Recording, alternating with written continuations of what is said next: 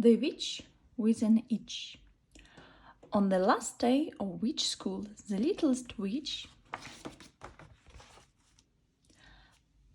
passed her witchy exams with not one single hitch. "Hooray!" she exclaimed as she started to run. "At last I'm free for some mischief and fun." The first thing she saw, looking slimy and cool, was a frog on a rock at the side of a pool. "Ho ho!" thought the witch as she got into place, with a gleam in her eye and a grin on her face. "I've learned all my magic. I know what to do. Now I will try out my first spell on you." Hubble and bubble and spittity spat, it's time for a change. Now turn into a head. But the witch caught an itch as the last word was said, and pointed her wand at a flower instead. "Something gone wrong," said the witch to the cat. "The frog hasn't changed, and where is the head?" The next thing she saw as she went on her way was a spider spinning her web for the day. "Oh my!" thought the witch as she got into place, with some doubt in her eye and a frown on her face. "I've practiced for years. I should know what to do. Now I will try out my next spell on you." Hubble and bubble and flippity flume, it's time for change. Now turn into a broom.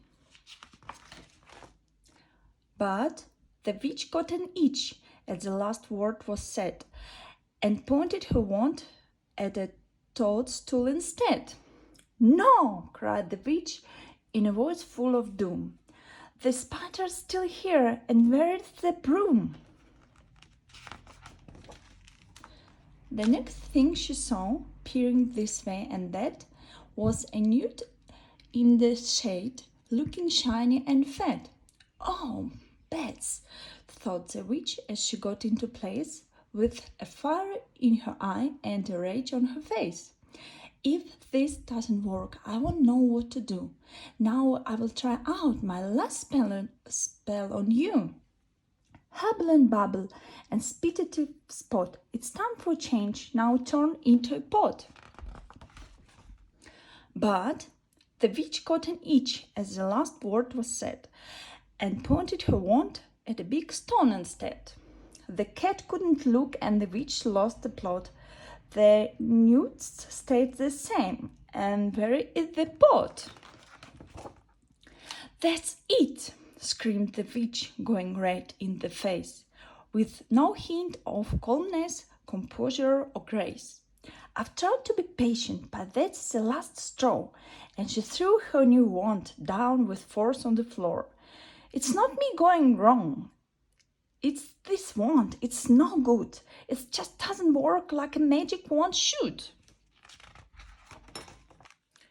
Then all of a sudden the little witch spied a girl with a head, pot and broom by her side. "I believe these are yours," said the girl to the witch, "and I think I know why you keep getting an itch. It's not the wand's fault. I'm afraid that it's you. Would you like me to say what I think you should do?" The witch thought about it, but not for too long. "Please tell me," she said, "why my spells all go wrong." The girl cried, "It's easy. Haven't you guessed? You're not a bad witch. You're one of the best. You're allergic to bad spells. You're good through and through. That's why only good spells will work out for you." "Only good spells?" hissed the witch in a huff. "Are you bats? Are you bunkers? I've heard enough." "Wait," begged the girl. "Forget mischief and trouble. There is no need to bother with hubble and bubble. Please think of the spider, the frog, and the newt. I know they are not fluffy or cuddly or cute, but they have their own lives and like them a lot. So it's not fair to change them to think they are not. Just think up new spells and don't hurt anyone. Then your magic will work and your itch will be gone." The witch's mind started to whir and whir.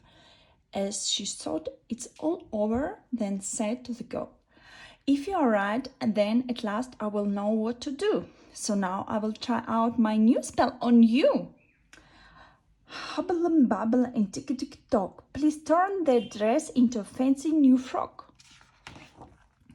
The spell worked like magic. The witch didn't itch.